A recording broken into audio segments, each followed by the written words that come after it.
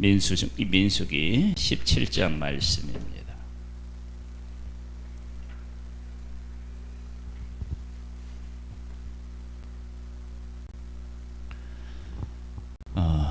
민수기 17장은 아론의 지팡이에서 싹이 난 사건이 기록되어 있습니다.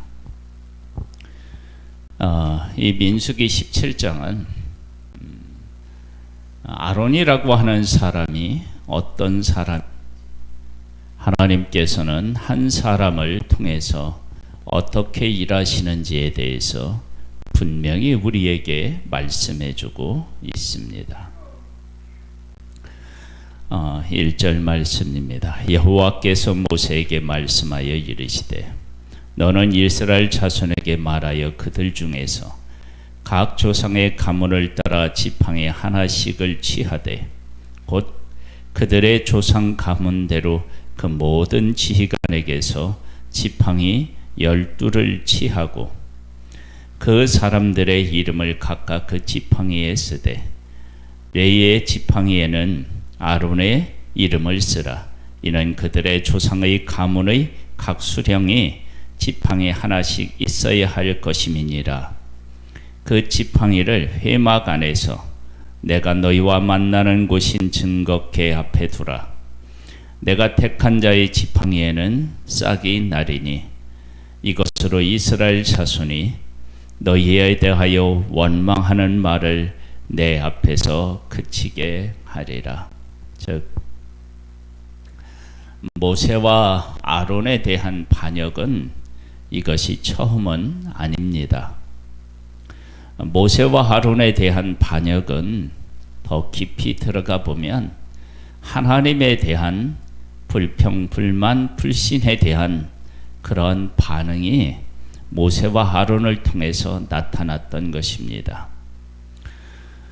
하나님께서는 모세를 부르시고 모세를 돕는 사람으로 아론을 부르시고 그리고 나중에는 이 아론과 그 후손을 택하여서 제사장직을 행하게 하셨고 그리고 레위 지파에게는 성전에서 봉사하는 일을 하게 하셨습니다.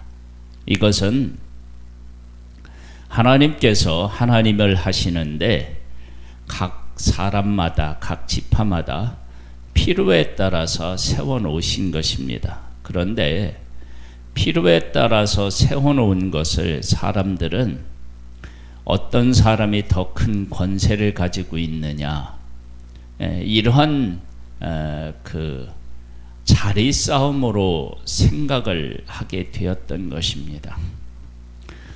모세와 아론이 하나님께서 함께 하셔서 놀라운 기적을 하나님께서 그들을 통해서 하셨지만 그것만이 그들이 있는 자리에서의 삶이 전부가 아니었습니다.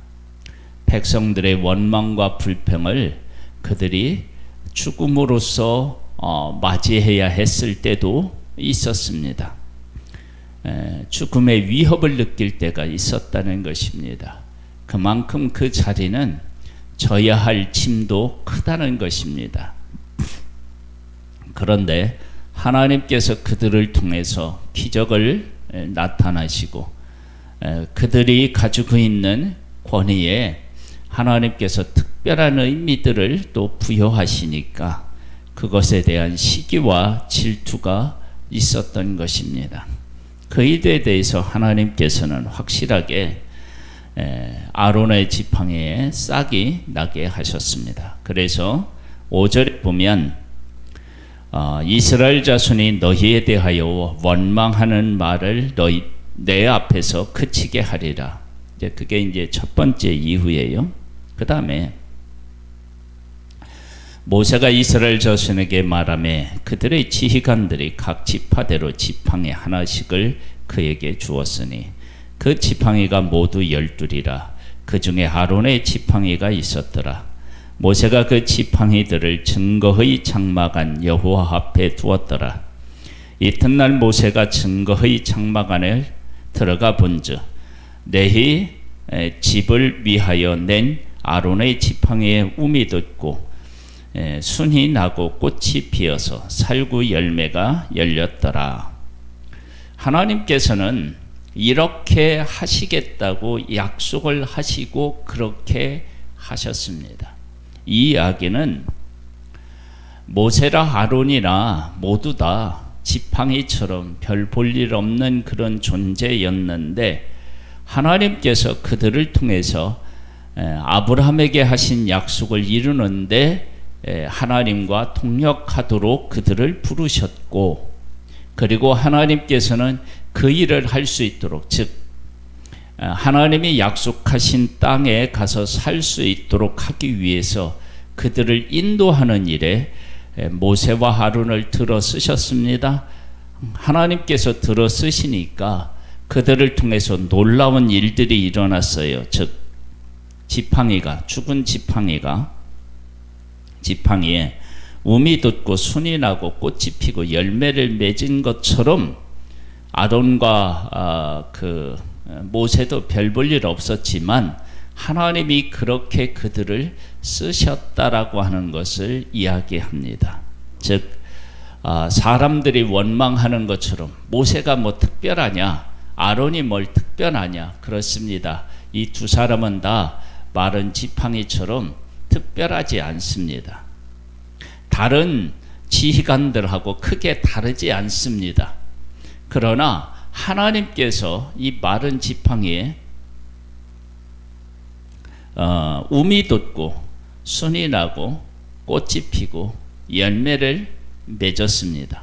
하나님께서 모세와 아론에게 특별한 하나님의 은혜를 베푸셨다는 것입니다. 그러니까 모세와 아론은 특별하지 않지만 하나님께서 그들을 통해서 일하셔서 그들은 특별한 존재로 하나님께서 만들어 주신 것입니다. 그것을 인정하라는 것입니다. 그래서 9절로부터 보면요, 모세가 그 지팡이 전부를 여호와 앞에서 이스라엘 모든 자손에게로 가져오매 그들이 보고 각각 자기 지팡이를 집어 들었더라. 여호와께서 또 모세에게 이르시되 아론의 지팡이는 증거궤 앞으로 도로 가져다가 거기 간직하여 반역한 자에 대한 표징이 되게 하여 그들로 내게 대한 원망을 그치고 죽지 않게 할지니라. 보세요. 원망을 하는데 누구를 향하여 했느냐 그러면 이것은 근본적으로 하나님을 향하여 하게 된 것입니다. 그래서 하나님을 향하여 하면 하나님에 대한 불신이기 때문에 그 일로 인하여서 죽게 되는데, 하나님께서는 원망하는 그들을 쌍난 지팡이를 통해서 원망하지 못하게 하시고 죽지 않게 하는 살 길을 또한 그들에게 베푸셨음을 알 수 있습니다. 모세가 곧 그 같이 하되 여호와께서 자기에게 명령하신 대로 하였더라. 이스라엘 자손이 모세에게 말하여 이르되 보소서, 우리는 죽게 되었나이다. 망하게 되었나이다. 다 망하게 되었나이다. 가까이 나아가는 자 곧 여호와의 성막에 가까이 나아가는 자마다 다 죽사오니 우리가 다 망하여야 하리이다. 하나님께서는 살게 하는 길을 그들에게 보이셨는데 그들은 죽을 것에 대한 두려움을 가지고 있습니다. 이것이 하나님을 제대로 알지 못하는 사람들에게서 나타나는 특징이라고 할 수 있습니다. 하나님께서는 하나님의 일에 필요한 자들을 불러서 그들이 그 일을 감당할 수 있도록 능력을 주시고 그들을 통해서 하나님의 영광을 나타내십니다. 그것은 그 사람이 가지고 있는 능력이나 그가 무슨 특별한 존재이기 때문이 아니라 하나님의 일에 어떤 사람인가는 불러서 그 일에 동참하고 쓰임을 받아야 되는데 그렇게 아론과 모세가 부름을 받은 것입니다. 그리고 하나님께서 그들에게 순이 돋고 그리고 싹이 나고 그리고 꽃이 피고 열매를 맺도록 하나님께서 은혜를 베푸신 것입니다. 그러면 그 은혜는 사실은 누구를 위해 베푸는 것이냐? 그러면 그 백성을 위해서 베푸신 것입니다. 이러한 사실을 알게 된다면 모세와 아론을 특별한 존재로 그렇게 생각하고 원망하거나 불평하거나 도전하지 않았을 텐데, 이들은 그러한 사실을 제대로 인지하지 못하고 원망하고 불평했는데, 하나님께서는 그들조차도 원망을 그치게 하여서 죽음을 면하는 길을 하나님께서 쌍난 지팡이를 통해서 열어놓으신 것을 보면 하나님은 얼마나 긍휼이 많으시고 그 백성을 사랑하셨는지를 알 수 있습니다. 하나님 아버지, 오늘도 우리와 함께 하신 하나님을 찬양하고 찬미합니다. 하나님께서는 하나님의 일을 위하여서 사람을 부르시고, 하나님의 일, 사람의 일이 아니라 하나님의 일을 감당할 수 있도록 그에게 능력을 더하십니다. 하나님께서는 아론이 하나님의 일을 감당할 수 있도록 그에게 특별한 은혜를 베푸셨습니다. 마치 지팡이에 순이 나고 그리고 꽃이 피고 살구 열매가 맺은 것과 같습니다. 아버지 하나님, 아론만 특별한 것이 아니라 아론의 권위에 도전했던 그들을 죽지 않게 하기 위해서 이와 같은 일을 하신 모습을 보게 됩니다.